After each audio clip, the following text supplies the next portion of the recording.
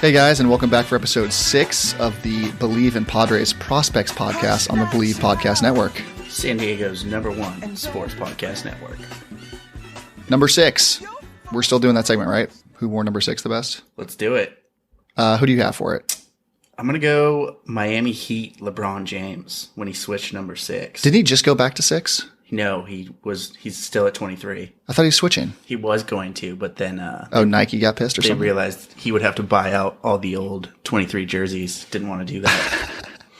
He could afford to do that, though. That's the thing. He could. That wouldn't mean anything to him. Number 6 for me, I have no attachment to number 6. Bill Russell wore 6. I think, hot take alert here, overrated player, Bill Russell.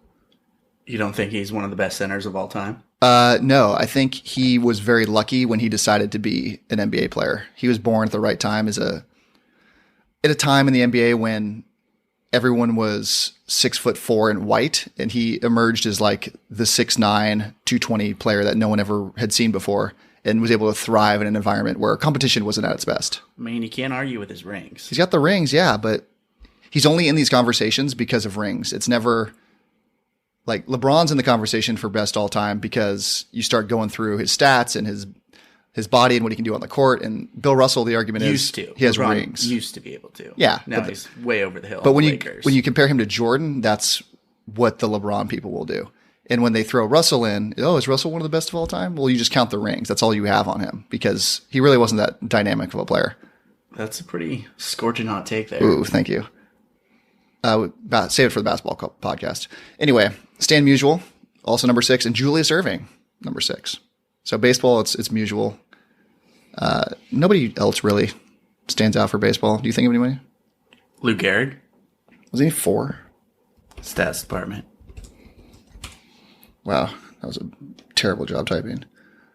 4. All right. Swing and a miss. Swing and miss. So anyway, on today's show, we're going to do some Rookie of the Year talk. So rookies are prospect-ish. They're on the border, I think, because it's their first season playing.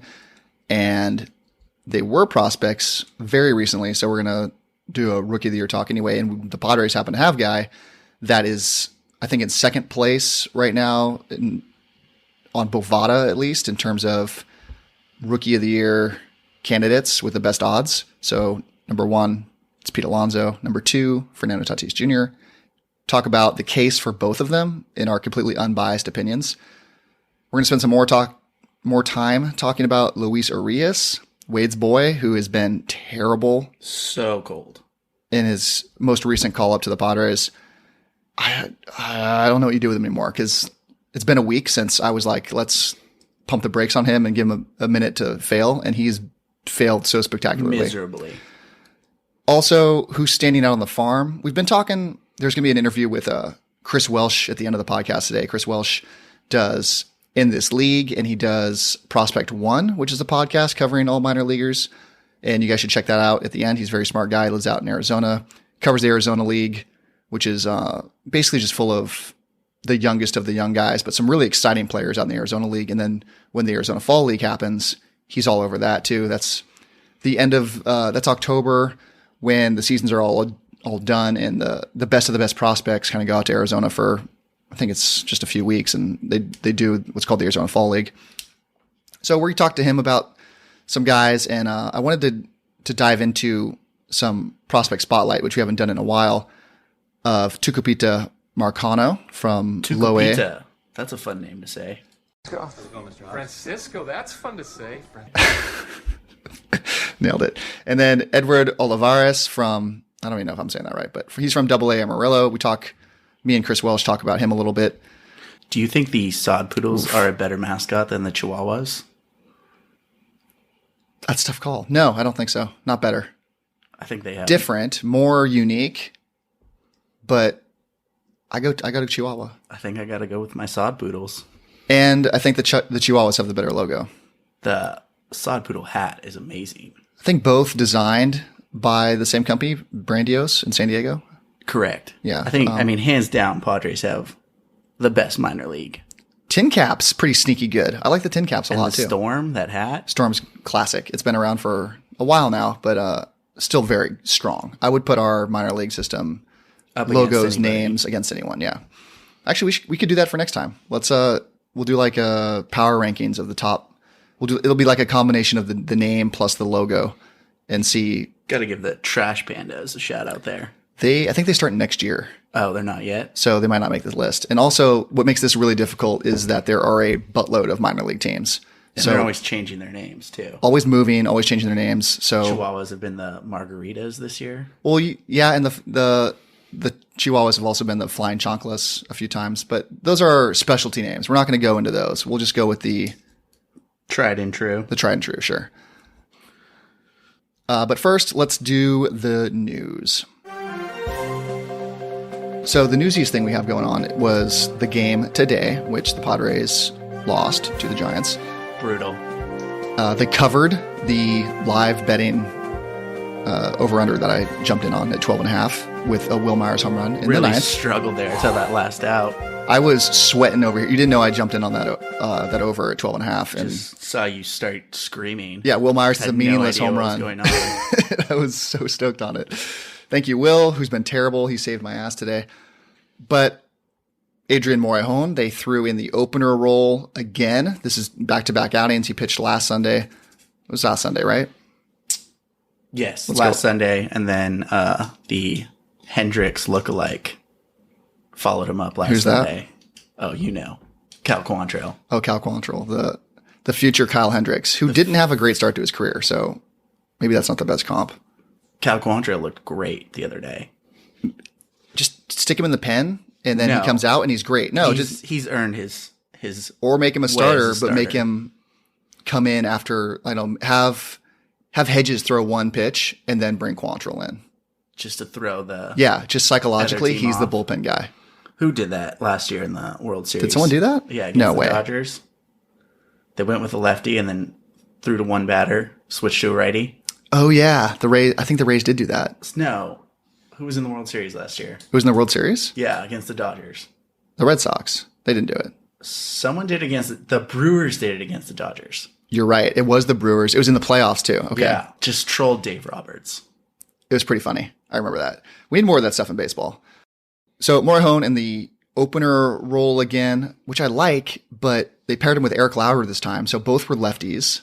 Lauer got roughed up last time, so he didn't have, Morejon didn't look all that special today. wasn't sharp. Lauer definitely wasn't sharp. And then and Perdomo, Lauer got lit up Perdomo in his was previous start. So terrible. I might be done with Perdomo. You need guys at the back or the front of your bullpen, I guess, to just eat bullpen innings. And he's kind of a guy. Him and Erlin are guys that do that, but now they have Strom in there. their cup runneth over. They have Strom, the Michel Baez, Cal Quantrill. They've got Andres Munoz. Guys all over the place now that can do it. I don't know. Today was just a bullpen day. So that's the thinking there. I don't think there was any kind of strategic thinking with Morejon then Lauer. They're both really similar. But Not really. Morejon has much greater fastball. they're about the same. Eric Lauder's fastball can pump up to 94, 95, no problem. Morejon can pump it up a little faster, but they're coming in from the same side.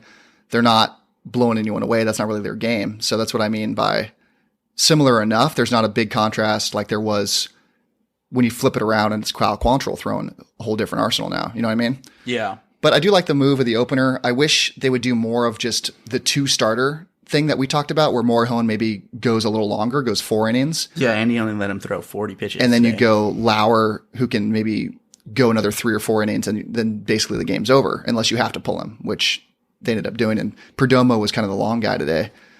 But that's basically just because Perdomo let the game get away from him and they couldn't do anything about it.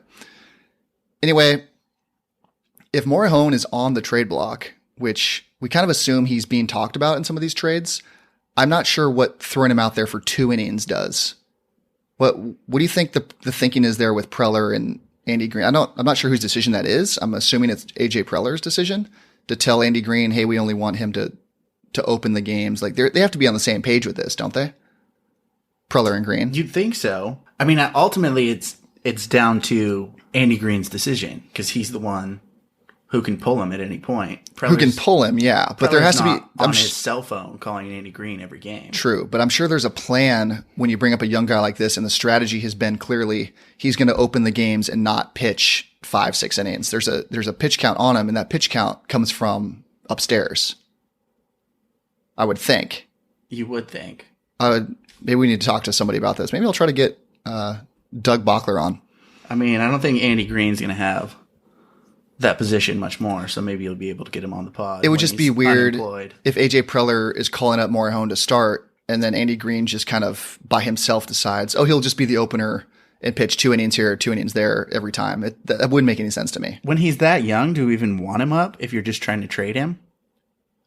I don't get that either. Let him get the power stats. So that's what I was going to ask you about that too. If he's a potential trade chip, which I assume he is Stroman just got traded today, right before this podcast got off the ground. But Syndergaard is still out there as of Sunday at 4:52 p.m. Pacific Standard Time. I don't know what the plan is with Morejon to showcase him if he's potentially a guy in these trades. Then what are we doing with him? Just only throwing him a couple innings at a time. And, I mean, giving him the chance to get blown up, Well, it didn't really get blown up, but didn't really get a chance to do anything, realistically. Yeah. I wanted to jump into Michel Baez, who has been pitching out of the bullpen lately. And I've been watching him more carefully, I guess, than many of the other young guys. His fastball, 97, 98, which you think is really impressive, doesn't stand out that much anymore. I've been noticing pretty much everybody, not pretty much everybody, but a lot of starting pitchers are now throwing 97, 98 regularly, and you wouldn't expect it. Tommy John, too. And you wouldn't expect it. So, like, Jacob deGrom the other day was pitching against the Padres, and he was just living at 97, 98. In, like, the 7th inning. Yeah, I'm like, what's going on? What kind of age is this? And I really do think everyone's been talking about the home run ball and how the ball is smoother. Everything's tighter on it. The seams are tighter, but the leather's also tighter. There's less drag. I've coined this the drag coefficient era officially, starting just a couple years ago. That's going to catch on. Wait. Sure. So, but I think that affects fastball velocity as well. It has to. Right. Faster it comes in, the faster it goes out. Yeah, if there's less drag on the ball, that also will affect pitchers, and maybe guys that were throwing 95 regularly are now just throwing 97. It's a small little bump, but it makes everyone kind of take a step back. And now every time someone throws 98, the announcers have to make a big deal out of it that, he's pumping gas at 98. Well, everyone's throwing 98. And Michel Baez, who you were talking about, does he develop a changeup? Which has been unreal. He's been throwing the changeup a ton. Yeah. I don't know where this came from. His best pitch right now. They were going over that a ton in the broadcast all week about when he hit Pete Alonso, and Pete Alonso was barking at him going up to first base. Such horseshit. Pete, he threw a changeup. It was 86. And then you're going to bark at him? 86 in your back. What are you so upset about? When you have 0 hits in the series. I really anti Pete Alonso right now. Very much so. It started with Paddock, and now he's going to chirp at Michel, my boy. So of all the young guys, though, Michel has looked the best. I mean, he still hasn't given up a run. Hasn't had a big sample. He's pitching in the bullpen, so you're only seeing him 1 inning, 1 1/3, 1 2/3. He's making guys look silly up there, though. The fastball is straight, so that's his only problem. I'm a little worried about the straightness of the fastball because 98 guys are geared up for now. It's not what it used to be. It's coming from a different angle, though, since he's so tall. I love the downward plane is huge. That's a big factor. But at the same time, that's going to lead to high strikeout rates, but also high home run rates because he's shown a proclivity to give up home runs even in the minors. And in this era where everyone's trying to loft the ball, they have these big uppercut swings. The downward plane on the fastball is not as effective as it used to be when guys had level swings. That made it a lot harder to square up. That's why you liked tall starting pitching. When the ball's coming downward, it's hard to hit straight. Right. But everyone's aiming up now. The path that the ball is taking to the bat is now straight again because everyone's taking a big uppercut swing. Does that make any sense? It does. And in doing your scouting of him, it seems like he's pretty much only throwing out of the stretch, even to start innings now. Yeah, he does like a little baby step. That's I think Syndergaard does the same thing. A lot of starting pitchers have adopted this. They're in the stretch, and then they just do kind of a meaningless step back, which it's not a full windup. There's no momentum built here. It's basically just like a little hitch in their wind up, but he's exclusively out of the stretch. And if you're going to be an out of the stretch guy, it puts up the reliever flag right away. It's not looking like a starter. No, but I mean, some starters pull it off. Like I mentioned, Syndergaard does this and some other guys do it. But if I was Darren Balsley, I wouldn't want my starters to be doing that. And when we get Syndergaard in a couple days, maybe he goes back to an old windup and maybe starts throwing his two-seamer more, something like that. I'm trusting Balsley to fix for Syndergaard for sure. Oh, so you're claiming Syndergaard's coming to the Padres? I'm claiming it right now. Syndergaard's coming, and Balsley's going to fix him, and he's going to be a Cy Young candidate next season. If you're the Mets, then why did you just get Stroman? That makes no sense. Does anything the Mets do make sense? No. They went all in and traded for Robinson Cano and Edwin Diaz, both of who have been terrible this season. And they are... Well, Cano hit 3 home runs against us this week in one game. The Padres pitching historically has been able to make a lot of guys look good, though. If you go back in time. I hate to admit it, but... Yeah, I'm right. I know. You are right there. But also, the Mets gave up nothing to get him. Like, if you're the Padres... Stroman? Yeah, if you're the Padres... Who'd they give up? The deal was for 2 minor leaguers, Anthony Kay and Simeon Woods Richardson. I've never heard of either of them. Don't roll your eyes at minor leaguers. Now I'm voice cracking. Minor leaguers. This show is about minor leaguers. Right. We love minor leaguers. If 2 guys you've never heard of. I've heard of Anthony Kay. Padres have easily given up that. I know nothing about Anthony Kay. But I think the thinking is you'd only get Stroman for 1 year next year, so it's not worth. But we're all in next year. We are all in next year. One thing we were talking about when this deal first happened and we were trying to figure out who these guys were, why did Preller not offer something any better? When the Padres have such a superior farm system compared to the Mets, which they do, the Blue Jays, who are going to be asking for prospects back, see that the quality of the Padres is much better. They're going to ask for better quality players. If you're talking to the Blue Jays, who have or the Mets, sorry, who have an inferior system, you end up settling for inferior prospects. So you talk to the better team like the Padres, you want more back. That's just kind of how it works. You see that in trades kind of a lot. So you're saying we're in a bad position to make a trade? Because our prospects are so good. Unless you feel like Preller should have been trading like really good prospects to get Stroman for just this year's gone. Okay, so he's not going to. Our 30th prospect has to be better than anyone the Mets just got in that trade. I would have to dive into that a little more. I haven't researched Anthony Kay that much, but I would say comfortably our 15th best prospect is probably better than Anthony Kay. Right. I was exaggerating there. Okay. 30. But if we were talking to the Blue Jays about it, they'd probably want better than our 15th. They'd want a top 10 guy, which, on paper sounds reasonable. But the top 10 guys for the Padres are all way better than any of the top 10 for the Mets. Right, and for only 1 year of control, too, of Stroman. It doesn't do a lot for me, so I'm fine. Stroman, nothing's happening this year, so it's a 1 year deal, basically. Syndergaard would be here for next year and the year after.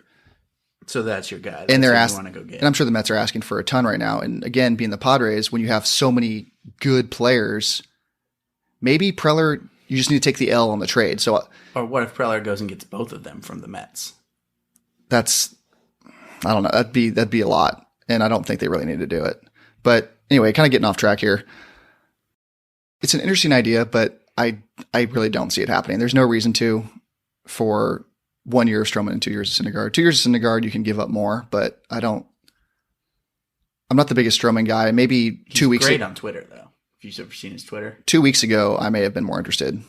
I'd say he's up there with the best of the MLB players on Twitter.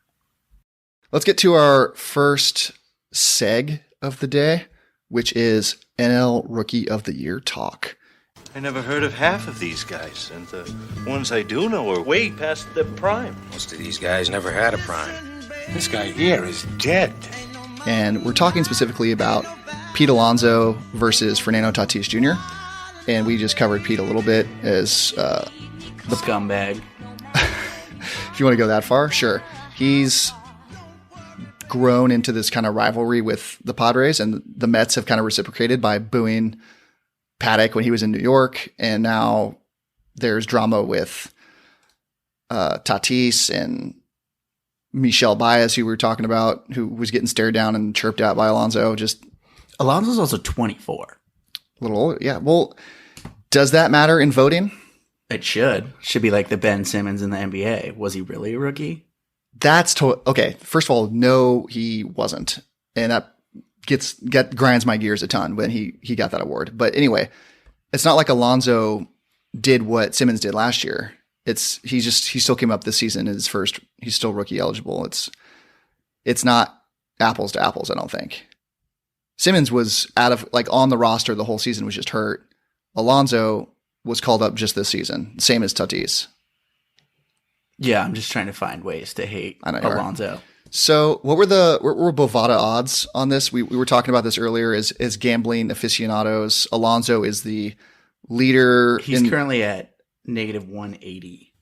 Just minus 180 betting odds. So you would have to bet $180 to win 100. Correct. On Rookie of the Year. And then our savior, El Nino, is at plus 250. Plus 250 is good. So you would bet $100. You would win 250 on that bet if Tatis were to win the award. And that's who I've been trying to bet on. And on my gambling app, they're not offering mid-season Rookie of the Year odds, which is unfortunate. So if anyone wants to take Ryan's action, shout out. I want to put some money on Tatis. I'm not making big money. I'm doing the podcast for free. It's not like I'm rolling it over here, but I would like to put a little cash on Tatis. Anyway, let's do a blind comparison. So if you read the show notes, Wade, did you do any prep today? Contrary to popular belief, I read them like 5 minutes before we went on. So what was contrary to belief, that you did not or that you would actually prepare? Because you didn't do either one of those. You're in the middle. I'm right there. You're on the fence. So I'll give you player A and player B, and it's going to be obvious who's who, but it's just supposed to be a blind resume, and you pick who you think is deserving or who had the better season, basically, because that's what Rookie of the Year is. You're trying to pick the rookie who had the most outstanding season. So player A, in 424 plate appearances, he's hit, as of this afternoon, Sunday, July 28th, 255 with 33 home runs, a 358 on-base percentage, just one stolen base, a weighted runs created plus of 150. League average is supposed to be about 100, so he's been well above league average, and an F-WAR of 3.6, which, for comparison, would put him right between former Padre Yasmani Grandal and Javier Baez of the Chicago Cubs. And he's, for reference, he's a first baseman. Grandal, Padre killer. He is. Yeah, like so many other former Padres. They all go. Dickerson today. Dickerson has been nasty. Player B. So 301 plate appearances, which is about 120 less. So I wonder who these guys both are. He's been hitting 330 with 17 home runs, 389 on-base percentage, 14 stolen bases. Weighted runs created plus is 155, so slightly above player A, even though he has 100 less plate appearances. F-WAR 3.6. Weird, since he's had 120 less plate appearances. Right between Baez and Grandal again, and this is a shortstop, not a first baseman, like player A. So, let's do one more stat. So we're talking... You left off the best stat there. Fernando Tatis. How many games has he played? Oh. Nice. 69 games. His DEF, or defensive runs average, is a tool on Fangraphs that measures a defensive player or a player's defensive value relative to league average. So while other defensive metrics, like, if you're an analytics guy or a sabermetrics guy at all, you've heard of these UZR, which is ultimate zone rating, and DSR, which is defensive runs saved. Unlike those, which communicate a player's value relative to league average at the position, DEF on Fangraphs adds positional adjustment so that you're able to compare defensive value across positions. It kind of levels the playing field. Okay. So player A is a minus 6.1. Player B is a 2.3. I don't think this is even close. Player A versus player B. It's player B for me. 100 times out of 100. Don't think it's close. Let's get your Wade take on this. I mean, part of the whole thing is you have to stay healthy the entire year. So him missing that month really hurts. And then Pete Alonso, East Coast bias, went to the home run derby, won the home run derby. So now everybody knows him. That home run derby is going to give him a lot of votes, I'm sure. It is. Right. And I mean, your average baseball fan probably doesn't really know who Fernando Tatis is. Luckily, everybody knows who Pete Alonso is. Luckily, average baseball fans are not voting on Rookie of the Year. So that's one thing I would counter you with. True. And while Pete Alonso's getting on, Sports Center, is baseball tonight even the thing anymore? Do they do? Sometimes they do. I'm a cord cutter. I don't know. Baseball. We'll dig into that later. But baseball tonight, at Sports Center, whatever highlight shows you're watching that do baseball, even though there's not many of those anymore. Pete Alonso's on for hitting home runs, and that's kind of it. That's what everybody's doing this year. Yes, but Tatis is on. He's the rare guy that's on for hitting home runs, making outstanding plays at shortstop. He had a great play today. Tagging up and scoring on pop-ups into second base. Those are sweet. 6 slides going into second, stealing bases, or getting back to first on like a matrix play. These things are all over top plays and Sports Center and highlights. He's getting noticed for all those dynamic things along with hitting home runs. Alonso just has the home runs. Tatis has literally everything else. He's beating him in average, on base, stolen bases, weighted runs created plus. The WAR is the same, even though he's had 123 less plate appearances, and the defensive metrics aren't even close. That's the one that sticks out to me the most. It's an 8-point swing in defensive metrics, and that's based on your position, right? No, this levels it out. So it's it's based on the average of just defensive. It's your player's value on defense relative to league average. League average at your position, or it overall? Normalizes all the positions to equal one rating. Because I was going to say at first base, like first baseman, and you're negative 6.1. No, compared to other first basemen, that wouldn't be applicable. It's just as an overall defensive factor, you're minus 6.1. And it probably deflates first base as a defensively important position. I mean, just for those stats, who's the highest in the league? The leader's JT Realmuto, so a guy that we thought maybe wasn't performing that great offensively, has a 16.2. Christian Vasquez is second, 15.1. Then Yasmani Grandal at 12.9. These are 3 catchers in a row, which is interesting. So maybe it's weighted, which makes sense because when we're talking about normalizing the stat for defensive players at all positions, it would make sense that catcher would be highest because they're the most in every play. They're the most important defensive player on the field. Right. Wouldn't you agree? So the first 3 guys are catchers. That makes sense. The first non-catcher is Marcus Semien, who's got 11. Paul DeYoung, your all-star that took away a spot from Fernando Tatis Jr., who's at 11. And then, goes down the list here. But Tatis at 2.3, Pete Alonso's minus 6. So what'd you have there? Yeah, so I mean, ultimately, this award is going to come down to who remains healthy the rest of the year. Fernando Tatis needs to average 3 at-bats for the rest of the games, 58 games this year, to even qualify to be considered for the Silver Slugger Award. Or right now, for the batting title. For the batting title, which right now he's 4 points off of, who's the Mets leadoff hitter? The Mets leadoff hitter? Yeah, he's leading. That jabroni, what's his name? I have it. Jeff McNeil. Yeah, he's 4 points off of Jeff McNeil, so he's right in the mix of things. So that's interesting. He can still qualify for the batting title and the Silver Slugger if he keeps playing. If he starts missing games, though, if they start resting him, just like little days of rest here and there could cost him eligibility for that, which would be a bummer. Right. And you never know. I mean, it could come down to a few games. Yeah. Alonso could get hurt too. So I think it's really coming down to whoever stays healthy the rest of the year. Well, who's more likely to get hurt? The big first baseman who doesn't run, or the shortstop who's doing all kinds of crazy shit on the field every time he steps out there? I mean, unfortunately, Fernando Tatis. It's Tatis. There's no margin for error anymore. I mean, even today, Bumgarner threw at him right at his ankle, and he went down for a little. Those scare me every time now. Where Pete Alonso's chirping back at the pitcher when he gets hit by an 80-mile-an-hour changeup. Let's do the segment. Let's freak out about Luis Arias because it's time, and now I'm legitimately freaking out. I'm nervous for him, and I'm scared that this whole Luis Arias experiment is just gone. Did you see Kinsler? In the toilet. Came back today. Was he suited up, ready to go? He pinch hit. Oh, did he? I missed that. Too. God. So Urias, who hasn't got a hit since it's a perfect storm of shit for Luis Arias.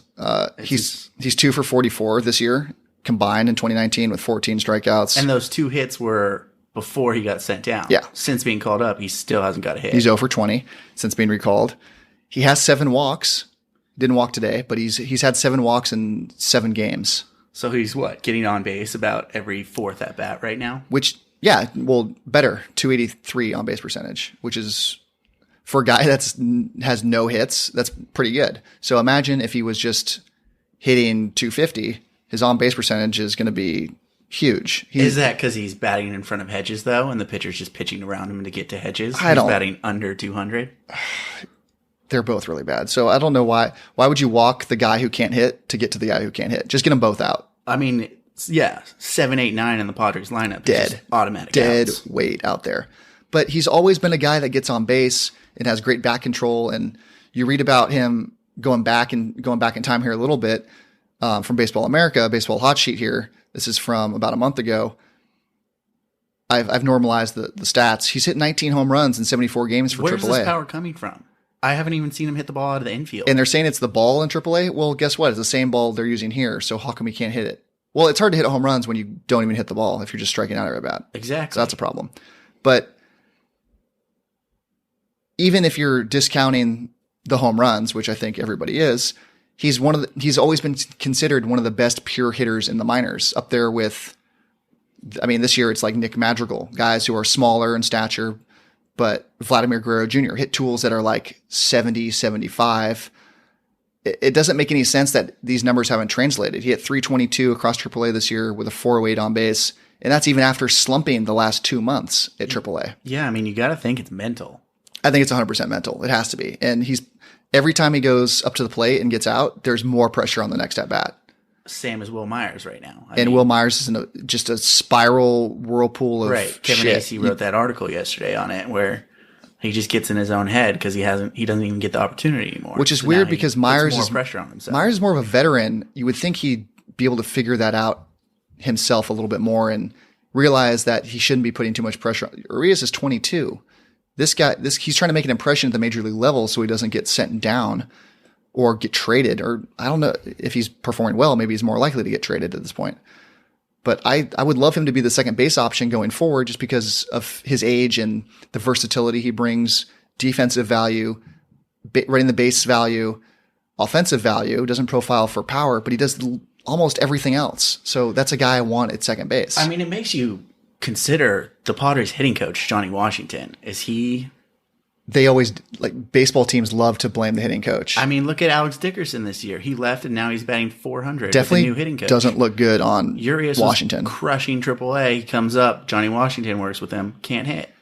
And I've heard really good things about the Padres minor league hitting coaches coming up in AAA. So it looks like Green and Washington are both goners. That wouldn't surprise me. I mean, being a hitting coach at the major league level is such a tough job. You have a very short leash. You get blamed when everything's going badly. You get no credit when things are going well.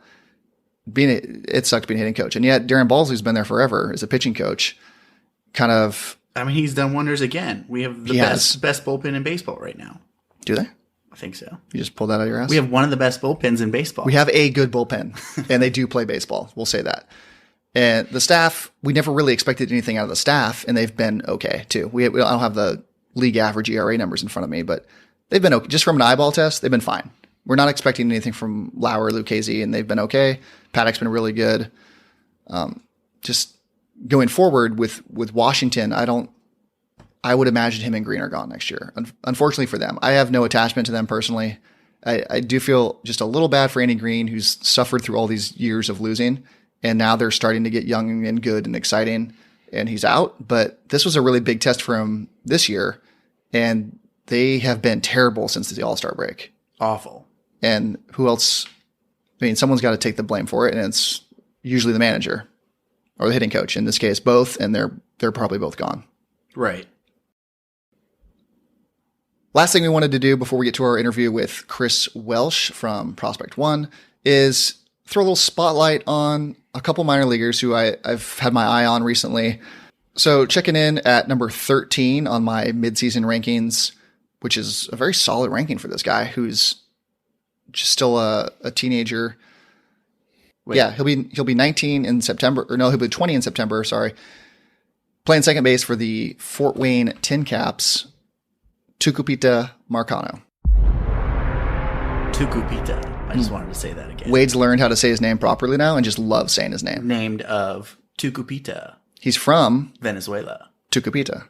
Right. Born and raised in Tucupita. There's a story behind his name too. I think he was named after his dad or something, who was also named after the town. We'll get into that later. Oh, the famous Tucupita? That guy. From Tucupita, Venezuela? Can't do it. Shout out to Pita. Who's Pita? You remember Pita? From Man on Fire, which is one of my favorite Denzel Washington movies. Oh, great movie. The girl, what's her name? The Teeth Girl. The Teeth Girl. What's her real name? She's all grown up now. Oh my God. Dakota Fanning. Dakota Fanning. That's it. I was going to look it up and I jumped in there with it. She plays Pita, living in Mexico City, the whitest girl in the world living in Mexico City and getting kidnapped. And that's one of Denzel's best. Denzel goes full Denzel. It's one of the best revenge, character goes crazy movies and murders everyone. What's the genre for that? I don't know what it's called, but similar to like a Taken with Liam Neeson, same type of thing. Anyway, Tucu or Tucupita.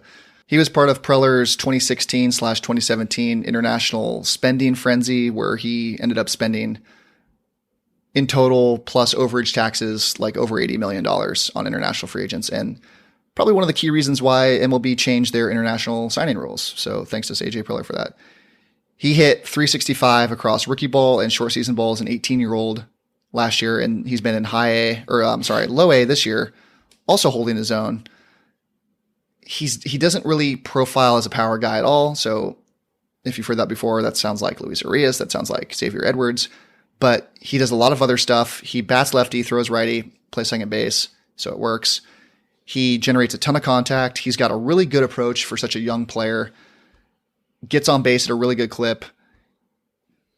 Leading off recently for Fort Wayne, which you like to see, is just a 19-year-old. I mean, which isn't too young for the level anymore, but it's maybe about average or slightly young for the level. Has 24 walks in 81 games, and he's got not a huge walker, but something to build on at least going forward. He's got a really good plan at the plate. You can tell he has a plan. He's not running well this year. He has 9 stolen bases and he's been caught 11 times. So something's up there, but those numbers, you never really know. We talked about what goes into stolen bases last week, and I kind of don't know what to interpret from these numbers yet, because in the past he's been a pretty solid to average stolen base guy or, asset on the bases. But hitting 281 in low A this year and 334 at bats, just the 2 home runs. But I think another guy kind of in the Xavier Edwards mold who's going to be able to contribute he's a helium guy already. He's a helium guy in the offseason, which means prospect evaluators were starting to notice him and like, wow, his hit tool is really good. This could be a guy. Right. Another guy, big frame, 6 foot. He's only 170 pounds listed right now. So he's got to put on some weight, but he's a young kid. I mean, the problem with the Padres system, shortstop and second base were loaded. And so does he have a long-term staying power there? Or are we going to move him to the outfield? He's got some guys ahead of him. Shortstop, we know is loaded. We've talked about shortstop. And now with Xavier Edwards being pushed off to go to second base, along with a couple other guys, Luis Arias, who's just still 22, unless something happens to him, second base is pretty deep. Middle infield just in general is deep. So what's the long-term plan for these guys? You leave them in low A this year. Edwards is in high A, and you start seeing progression, and then maybe these are all poker chips that you end up trading anyway. And yeah, I mean, can't complain about depth. No, love having depth. It's either going to help your major league team directly, or it's going to help them indirectly via trade. And one potential issue is going to be 40-man roster concerns. When these guys end up spending 4 or 5 years in the minors, they start becoming eligible for the Rule 5 draft, and you either have to protect them on the 40-man, or you risk losing them in this Rule 5 draft and other teams can claim them. And hopefully that doesn't happen to a guy like this. I can't imagine it would. I mean, on my personal list, he's the 13th best prospect in the system, in a system that's pretty loaded. So it would make sense that eventually he'll move to the 40-man. But for now, hanging out in the low minors, he'll probably get a chance at high A next year when Edwards and others, Gabriel Arias, end up moving to double A. Last guy we want to talk about before we get out of here to our interview is Edward Olivares. And that name might sound familiar to you as a guy who came over in the trade that sent Yangervis Solarte to the Blue Jays. So he was formerly Blue Jays property. Yes, Yangervis. You know where he is right now? Japan, right? He's playing in Japan for my Hanshin Tigers. Last time I was in Japan, I was in Osaka, and I don't know how far the Hanshin Tigers play out of Osaka. It might be in Osaka proper, or it could be further down the road. But anyway, I went and saw a Hanshin Tigers game. That's the only game I went to in Japan. And now he's playing for Hanshin, so I feel pretty good about that. That's your squad? It's my squad now. Yeah, I got like a little towel giveaway thing that's up in my room. You know he was the clubhouse guy for the Padres a couple years. I wonder how... Well, now Hosmer's our clubhouse guy. Translates over in Japan. Probably not the best, but going back to Olivares, came over from Toronto in exchange for Solarte. That was in 2018. He was signed by the Blue Jays as an 18-year-old out of Caracas, Venezuela. So a countryman to our boy Tucupita, who has the best name in the minors. Slow and steady rise. He was not a fast-moving guy through the system at all, but he's having a kind of a breakout at age 23 in Amarillo, which is Double-A, hitting .299 with 15 home runs in 95 games. He's also chipping in 22 stolen bases and 30 attempts. So nice little power speed combo outfielder who is 23 and potentially just kind of a late bloomer maybe, and was also a Double-A All-Star this year representing our Sod Poodles. So you love to see that. Yeah, I mean, 23, you see that on the older side, but Rookie of the Year candidate Pete Alonso, still 24. Still not too old. And remember we were talking about Renfroe. Renfroe was 25 hanging out in El Paso. And sometimes there's just not a lot of room for these guys. And guys like Olivares develop a little slowly. This is kind of, I think, his best season in the minors, like no question about it. And he's walking, hitting for power. And he's a bigger guy too, 6'2", 190. He's a built dude, and he runs, hit for. You love the combo of the power speed. So those are. They have him playing center for the Sod Poodles. Do you see him staying as a center, or is he more a corner outfield guy? I'm thinking.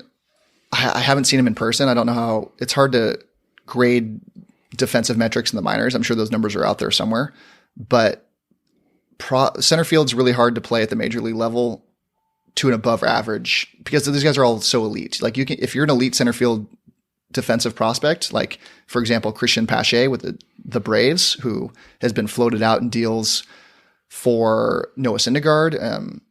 He's not a guy the Braves would ever move because he's a legit 80 defensive center fielder. And you end up, when you get to the major league level, you start seeing guys like Margot, Pache, who's going to be up there probably next year, Mike Trout, Ender Inciarte. So Inciarte is a guy that doesn't even hit, but is so elite defensively. Ronald Acuna had to move off center field because Inciarte is the guy in center field in Atlanta. So I don't see Olivares, unless you're a standout, a well above average center fielder, there's you stick you in the corner, because the Padres are most likely going to find someone of defensive value that can do better, like Manuel Margot, who's only a year older than him. Margot probably is only hanging around right now. He's a late inning substitution because of his defense. And Jankowski right now. And Jankowski's going to come back in AAA, hitting .344. And I don't mind. Small mind sample size, but he can field. I don't mind Jankowski. Yeah, he's got speed. He hits when he's hitting. He's a lot more appealing. But the defense is always there. The speed's always there. I don't mind him as a fourth outfielder. And Margot's been hot lately, so it'll be interesting to see what the Padres do the remaining of the year. It's just going to be really interesting in general to see what the team looks like next year, because there's a lot of prospects are coming up every season. Where do they all go when they're ready? Because the major league level already has a bunch of these young guys up. And so outfield, Renfroe, Margot, Reyes, Will Myers. Logjam. Like, where do these guys all go? Yeah. And then Olivares needs a place to go. And then you start bringing up, starting pitching you can find room for. But other guys, like in a couple years, where Xavier Edwards going to be, CJ Abrams, Tucupita, where do these guys all go in a couple years when all the young guys who are up there now, like Tatis is still only 20. He's not going anywhere. Arias, I don't know.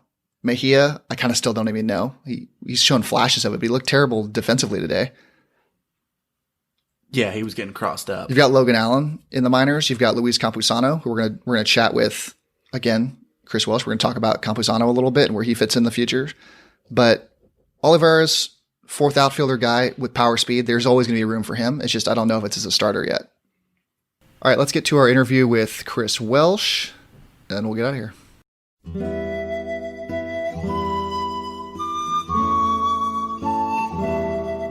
All right, we're joined by Chris Welsh. He's on Twitter at Is It The Welsh. He's the podcast owner of In This League Pod and Prospect One. All right, Chris, are you working on anything else these days? Too much, little overextended, my friend. Yeah. People can catch me. The main stuff is inthisleague.com. That's what I've been doing for 5+ years with my co-owner Scott Bogman. Birthed in that was Prospect One. It's been around a couple years now. I think it's one of the. I think it's a little bit different in the prospect realm. Pretty highly received as far as my listeners. Not that they're gonna down talk it, but it's a fun show talking about fantasy prospects. But yeah, I got a bunch of other stuff. I do a radio show on the Fantasy Sports Radio Network, and I have got a very fun show on Fantrex called the Fantasy Black Book with best-selling author Joe Pisapia and Scott Bogman as well. We do that a couple times a week. But at Is It The Welsh is the best way to find all this stuff. Okay, good. So at Is It The Welsh on Twitter. That is a lot of stuff, man. I don't know how you do it all. Yeah, I don't know why I do it all either. And you can stay friend of the show now. This is your second time on. You can say officially friend of the show, Chris Welsh. I'm very glad to be a friend of the show. I'm excited to talk some Padres here. Yeah, so since last we talked, we have transitioned to a Padre prospect show, which is better for me because I'm from San Diego and I'm a big Padre prospect advocate. And they're the most fun system in baseball anyway, so it just kind of works all the way around.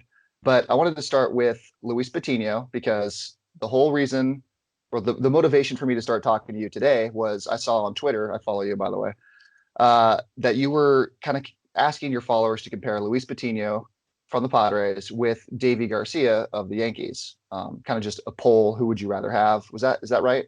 Yeah. I was doing for one of the episodes of Prospect One. I do it once a week. I just decided I try to mix things up occasionally, talk in different ways. People. I mean, you can never satisfy everybody in talking about prospects. If you don't talk about the biggest names, then people complain. If you don't talk about the guys that are coming up, people complain. So I like to change stuff up. So what I decided to do, I was like, oh, you know what? This last one, I'm going to do a player debate series. So I had created, I think, 6 player debates. I brought them some other guys from the industry on, and I wanted to poll the people out on Twitter to see what they thought, and then me and the guests would kind of just have a conversation comparatively about it. And the Luis Patino, Davy Garcia one was actually, I think, the second highest received as far as votes go. About 500 people weighed in because this one had a lot of differing. Well, I'm not sure it had differing opinion, but it had a lot of opinion overall involved in it. Well, Padre prospect fans are very passionate these days. Padre Twitter has taken off, and they're getting rowdy with the success of the team, and then all of a sudden the not success of the team. And the prospects have always been something that everyone's been paying attention to, at least the last few years, because of that's been our future. The Padres have been a bad team, so you follow the prospects. Patino is starting to get on everyone's radar. Is an elite pitching prospect. He kind of busted out last year, but wasn't really considered a top guy yet. And this year, I feel like since he's only 19, dominating high A, I feel like he's finally become someone that is noticed by at least even the casual fans. Would you say that's accurate? Yeah, no, that's definitely accurate because, I live out in Phoenix. So one of the big pluses I have is I've got all the spring training complexes, or I got half of the spring training complexes for the Cactus League. The Padres happen to be one of them.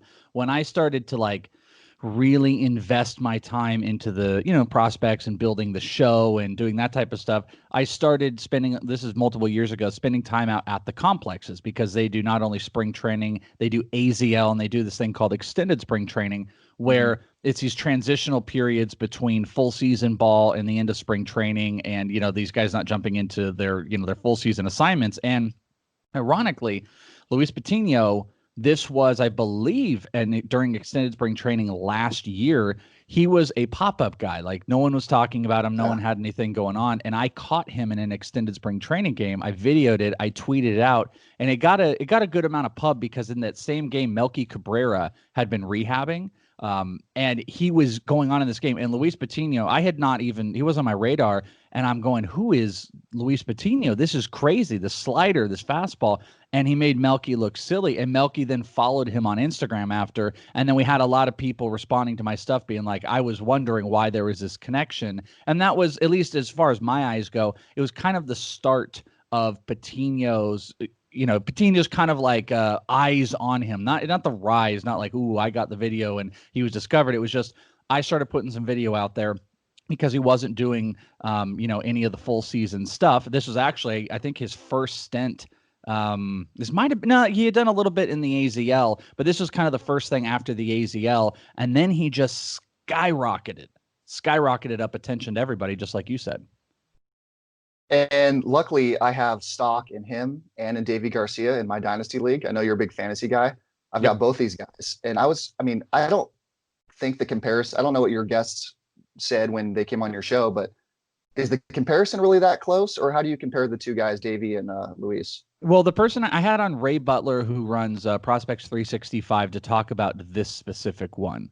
And for him, you got to remember, we're kind of looking at this from the fantasy perspective, but in all of it kind of intertwines just the prospect that they are. And again, I take this, even though I do mainly like to talk about it from the fantasy perspective, I'm out on the field. I'm out watching these guys, and I have not seen Davy Garcia in person, but I've seen a lot of Luis Patino and talked with him in person. I'm a huge fan, but Ray took the side that this is very, very close. Like, he had these guys next to each other, because you do have to remember, with Davy Garcia, he's rocketed up their system. He went from high A to triple A this year, where Patino has kind of not that they need to move him at all, but he's been a nice level of production.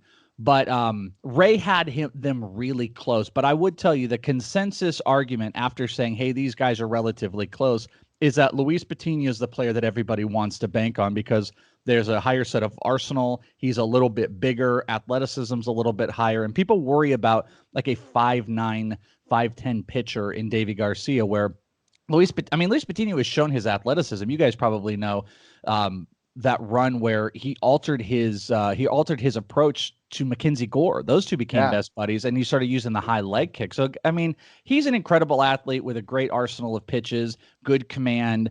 He's a future star. It's not a downturn of Davy Garcia. I do think it's close, but the consensus was Luis Patino is the guy, and he won by like 65%. Nice. Okay, good to hear that. On our show last week, we did a little comparison of our own, Embrace and Debate. We were talking about a guy who was taken in last year's draft, Xavier Edwards, with a guy who was taken in this year's draft, CJ Abrams. And they're both a little different. Abrams looks like he can stay at short, at least for now. Xavier Edwards, they've already moved off onto second base. He's in high A, though. As a guy taken last year out of high school, already up in high A, he's been hitting really well for the last year and a half now. And Abrams, you probably know the start that Abrams is off to. They're both unreal. Like you don't ever expect that in your wildest dreams, that a guy would step off the high school field and onto a professional field and be this good, this fast. Just wanted to hear your take on, comparing. They're a little different in terms of body type and size and in game. Edwards doesn't have any power yet, but just what do you think about both of those guys moving forward as potentially, the next middle infield combo for the Padres? Yeah, I see it. To tell you, I was at both of their pro debuts with the Padres. Xavier Edwards, last year, I chatted with him just for a couple moments before he proceeded to just get on base every single time and steal bases. I was at CJ Abrams' pro debut this year, where he just went. I was videoing it, and people can find it on my Twitter. It's just everything he did. It was incredible. I got the home run. You can go and look at that. And he's been nothing short of amazing. And I've talked about this a few times. Like the AZL right now out here, there are a couple guys that are defying performances offensively that I've seen, in multiple years. And CJ Abrams and Marco Luciano, frankly, are the two most impressive hitting pro debuts I've seen out here in the AZL. And comparing the two guys, I actually think their approach isn't too crazy far off. Abrams has shown a tendency to wait for his pitch, where like coming in, people thought he was maybe a little bit aggressive. He's got such a natural swing. I wouldn't call it crazy bat speed, but I would call it just a very natural approach. He finds his pitch. He sprays the ball all over the field. He is one of the fastest people I've ever seen. He's got, as I call it, Byron Buxton speed. He's an incredible athlete. I know he wants to play short. This team, if he sticks with this team, I'm not sure that's going to happen. Where Xavier Edwards, I don't know if I want to assume he's going to develop power. He actually has a little bit more of a cut approach, like a little bit more bat speed. way more patient. This is a total on base guy. He is looking to steal every single time he's up, comparative to what I've seen with CJ Abrams, even though Abrams is, he's a successful base stealer. But I mean, I think the power is going to be a huge differential. I think Abrams is a guy that can hit 3 in a lineup where Edwards is a pure, leadoff type of a hitter. They're both incredibly impressive. Edwards is probably the better pure hitter, but Abrams is the best combination of athleticism and just pure baseball tools in this. I mean, I would say offensively in this organization that still qualifies as a prospect. So I love both of these guys. I've chatted with both of them. Abrams is a really nice guy, smart kid, as is Edwards. He's a funny guy. He's just a bit smaller, so it's hard to get projections, except when I had a friend, Chris Blessing from Baseball HQ, had put this comp of Ozzie Albies on him pre-draft. And I thought that was really negative because I felt like that kind of built up some of the expectations that this guy's going to be dropping all these home runs. But great pure hitters, and the Padres are really, really lucky to have these guys. Well, and Albies a little overlooked as an international guy, and maybe Xavier Edwards is a little overlooked as a guy at the back end of the supplemental round. So now in hindsight, maybe the comparison's a little better. And at the time when Albies was a stud last year, maybe a little too much pressure to put on Xavier Edwards. Yeah, I think some of it too is kind of like that, Edwards smaller body type. Like it's not you can't deny if you've seen Edwards in person, he's got this swing where it's like, man, if he really figures this out, he could develop power, but when he gets into in-game approaches, he's slapping the ball. I mean, it is nothing but balls on the ground, it feels like. I think he's got, in 2019, 19 total extra base hits of his 125. So, he's an absolute dude, but he's just not getting the ball. It's still time for development for the ball to get up, but Abrams is already there. Like, Abrams is this crazy, crazy athlete, long arms. When he gets into, building some muscle, like he could look like a Byron Buxton, but with, I think, more secured talent. Sounds like the future is bright for San Diego prospects, maybe. Yeah, it's no doubt. And also, for the team, one thing I love is this team. They are incredible with what they do with pitching prospects. I've been seeing this for, like, I was reminiscing about this on our ITL baseball podcast. Like, I was on the backfields out here in Phoenix when Adrian Morion came stateside. Like, he had never pitched. No one saw anything. I'm standing next to him, 5'10" at the time, on the backfields. He's just wearing a shirt, not doing anything.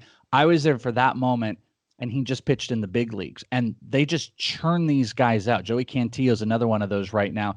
But the hitting side is something that I wanted to see develop more. And then now you look, Urias has progressed, Tatis is gone, but they've added Abrams. I love Esteury Ruiz. What they're doing on the hitting side, they got a couple other AZL guys too in Hudson Head. They're really, really building such a powerhouse of a minor league system that's sustainable for years to come. This is why they're just impressive overall. Speaking of being impressive overall, Mackenzie Gore, who I know you have an affinity for, has been just one of the studliest guys in the minors this year. And we were talking on our show, what's a reasonable expectation for him to come up to the Padres?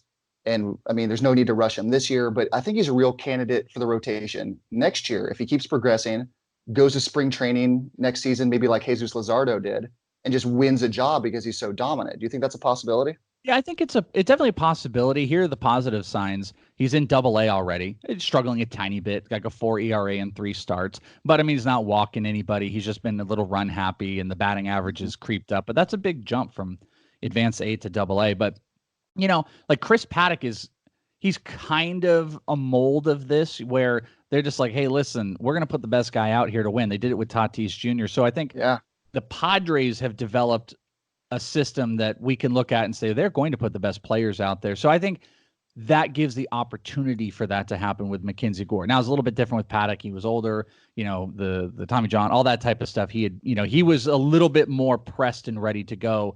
But Mackenzie Gore is the most talented pitching prospect in a pro debut that I've ever seen. Because like when I saw his pro debut, he has now become the benchmark I have for comparing where I'm at with other pitchers. Like, okay, this guy was partly Gore, or this guy's on the Gore level. That's like where when I see Michael Kopech or Hunter Green, it was kind of on these same levels, but still nobody had the stuff of Mackenzie Gore.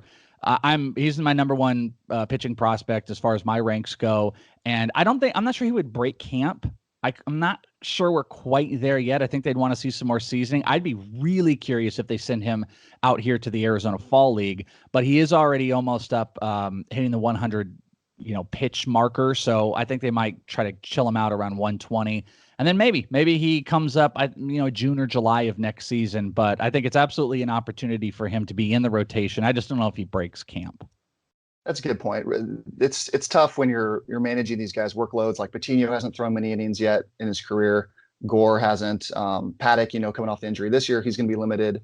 It's real tough building that innings up so you can break camp. So you're probably more on this than I am. I'm more the optimistic view, hoping that Gore can just wow everybody next year and make camp. But we'd also need to see something to consider with all of this as well is who are the Padres going to be in the next couple days? I don't know when exactly this airs, but who are the Padres going to be at the trade deadline? Are they going to make a massive move for a guy like Noah Syndergaard or Marcus Stroman? Who are they going to be in the offseason? Because what they may do is they may pull the Yankees side. They may have this veteran-based rotation of guys where it really takes a rookie to break through. I'm not sure they want Mackenzie Gore to be that because he's an incredible athlete. He's going to be able to hit when he gets up as well. But I just don't know if they're going to need to press themselves. And like I said, God knows what they are in 1 week from right now with the trade deadline and stuff. Maybe Noah Syndergaard's a part of the rotation.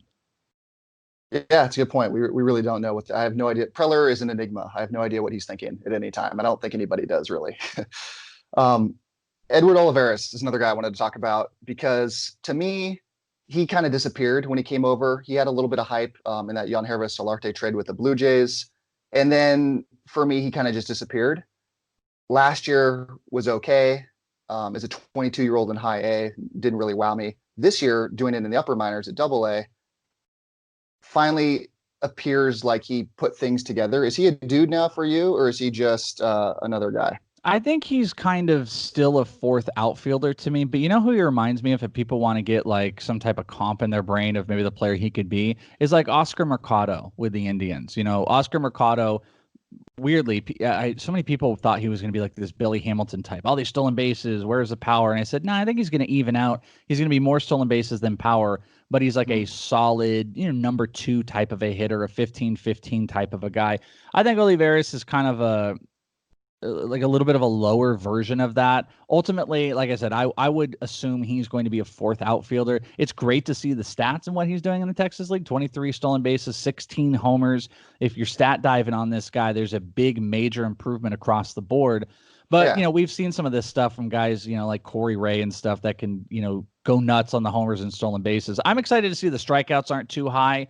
He could be given an opportunity, but I'm not sure if it's as a Padre because, look at your guys' outfield right now and the guys that are still coming. But Oscar Mercado would be maybe a comp that people could wrap their brains around. Yeah, if he keeps doing what he's doing this year, potentially trade bait and some kind of deal with maybe a Noah Syndergaard or a Marcus Stroman or maybe something next year. You never know, but it never hurts to have too many chips at the poker table, if you know what I mean. You can always use them. A couple guys I wanted to talk about with you, get your feel on were a combo of Jason Rosario and Tirso Ornelas, who are both in high A right now, both really young for the level still. But the last couple of years, I've been excited to see these guys play. They're both very young. They're playing above their heads. I like the on-base skills for both. Everyone talks about how great the swing is from Ornelas. And this year, it seems like they both took really big steps backwards. They're not starting as much as they used to. The averages are down. The on-base is down. What have you seen from these guys that made them kind of both fall on their face this year? Well, Ornelas actually right now is out here. He's out here in Phoenix. They've been calling it a rehab type of a thing, but I think it's been more about a retool because he was in the Cal League and he was really suffering. And the stats are so inflated in the Cal League. Like you see a guy, and I know he's younger but big, 6'3", 200. I don't think he particularly has great bat speed, but he's got a nice smooth swing, pitch recognition. Pitch recognition has never really been there, even when he was out here in the AZL. And I think just body type, and then you can get on top of AZL pitching a little bit. So when he made that move, into the Cal League and into the Midwest League, the average has never developed. So he struggled in the Cal League, which is a known hitter-friendly place, got hurt, started rehabbing out here, but he's now been here for 11 games, and his actual active roster situation is no longer set as rehab. It's active for the AZL Padres 1. So he's playing on the same team as CJ Abrams right now. That's Yeah, rough. and it's not good, and it's a total retool, and he's struggling out here. He's hitting 170 with a 264 OBP right now. A couple stolen bases, no extra base hits, and 47 at bats. This is a place that you should be doing that. I mean, look at CJ Abrams. CJ Abrams is a year younger, and he's the best hitter in the AZL right now. So I'm worried about Terceira and Ellis. He's a physical freak, but his pitch recognition and overall baseball skills haven't caught up to his physical skills, and that's a worry. With Jason Rosario, man, did I love him. He is such a unique character because I reported on it a couple years ago when he was out here in the AZL. He had some character things. He had multiple weird character things where he got taken out of games for not running stuff out, doing weird stuff. He's just kind of an interesting character. Huge OBP guy, but just like Ornelas, something has happened as he's moved through. Pitch recognition is not there. He's still waiting on pitches, walked 56 times, but he struck out 90 times so far this year. And he's got a 222 average, which is not his game. He reminds me of this broke version of like Taylor Trammell, where Taylor Trammell has dropped 4 straight years in batting average and OBP, and he's trying to like redevelop his game, where Rosario's kind of been the same way. His average has dropped 3 straight years. His OBP's coming down, slugging. All his offensive numbers are coming down while he's still sitting on pitches and trying to get on base. He's not developing the skill of finding out, here's a curveball, here's a fastball, I'm jumping on this pitch. So I don't know where the hitter development needs to change. If I had to pick one of these guys I'm still banking on, I think it would be Rosario, but I'd be a little bit worried about both of them because they're taking some pretty significant back turns as far as they go offensively. Well, I'm definitely worried. My worryometer is up to a 9 on both of them. I liked them a lot last year, and I own shares of both of these guys too. And so far, it has not been paying off for me. I may have to cut bait soon. We'll see. Last guy I wanted to talk to you about was Luis Campuzano, who's the catcher for the Lake Elsinore Storm, or one of the catchers. I've been up there a couple times. He's been DHing twice, oddly, but he's been tearing it up. I don't think he's not leading the league in hitting anymore, but he has been for a solid chunk of the season. And the hit tool kind of seems like it got here much faster than I thought it would. He was a power guy. He had the arm coming out of high school. He was a helium prospect during the draft. The Padres took him as the first catcher off the board, I think, that year. How do you see him? Is he the future catcher of the Padres? Are we talking a couple years? Is he going to put pressure on Hedges and Austin Allen and the rest of the guys in the system? Yeah, and Francisco Mejia. Campuzano, do you see him as a backup catcher, or do you think he makes that next jump and become like an everyday guy? I think he has the opportunity to be. It's really tough to tell, kind of like at this stage, is he going to be like? I don't think he's set defensively as the guy. Like if you take the offensive skills and then you go and look and you're just like, it's like Adley Rutschman. It's like, all the skills they're going to develop out and he's going to be the catcher. But I would say, I mean, I'm like a broken record here and I apologize, but like this is another one of those guys, his debut. I was sitting behind one of the fences in one of his first at bats. He rocked this home run to left field. This was at the Texas Rangers Stadium. It was so impressive. And I was there to see Bubba Thompson and whatnot. And he just, he turned on this ball that I would just like jaw drop. And this was, multiple years ago, but I did tweet about it. It was mind boggling, the power, and I instantly fell in love with him, but he kind of leveled out. Another positive thing was he was kind of the exclusive catcher to Mackenzie Gore during the AZL. Those guys worked together. So I think those are really positive signs that, not that they wouldn't have, but, he's worked with guys like Luis Patino, Mackenzie Gore. The team has entrusted him in that, and they're just slowly moving him along. He's also a really solid athlete. Like I said, he's got big raw power. He has a really great approach, and the best possible scenario of what you want long-term in these prospects is I don't focus so much on the power with the 270 average. Give me high batting average because the power will come. He is a exact example of that, where I've seen his raw power. I don't care in 2018 that he hit 3 home runs. I did care that he upped his batting average by about 20 points. He went 269 to 288. This year, he's doubled that, gone up 40 points. The powers come. He has only struck out 45 times in 323 at bats. I mean, if you talk fantasy, catchers aren't the sexiest thing on the planet, but this is a guy at 20 years old I would be banking on for sure. Though I do think the system is going to kind of like slowly progress him along.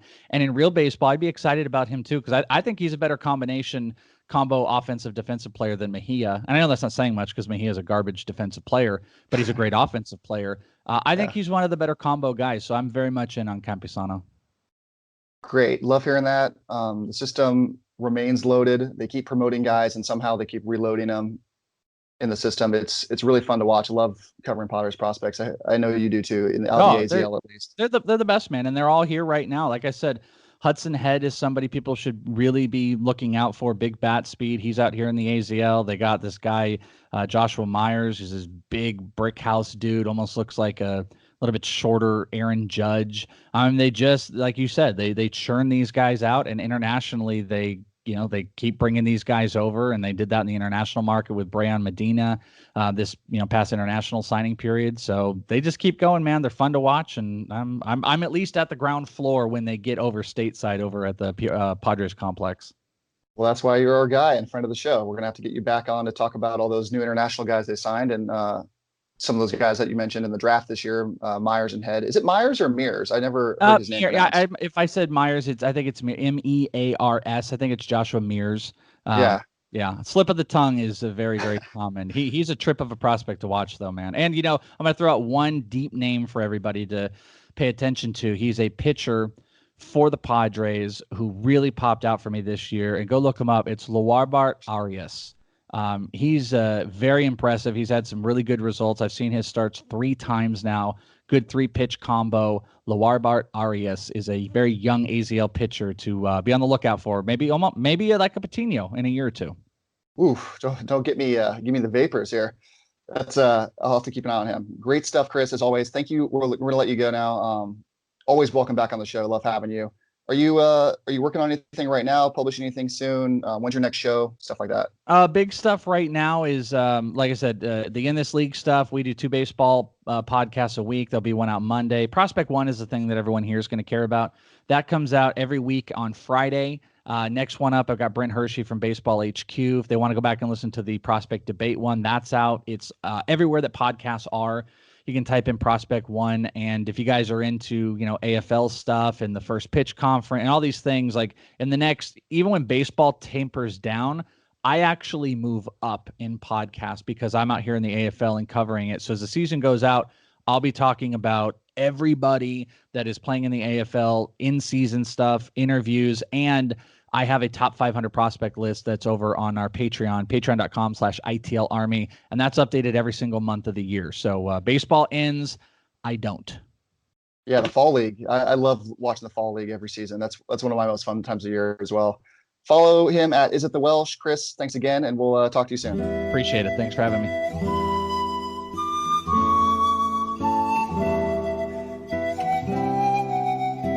All right, that's going to do it. Thank you, Chris Welsh, for being a friend of the show, coming back on the show.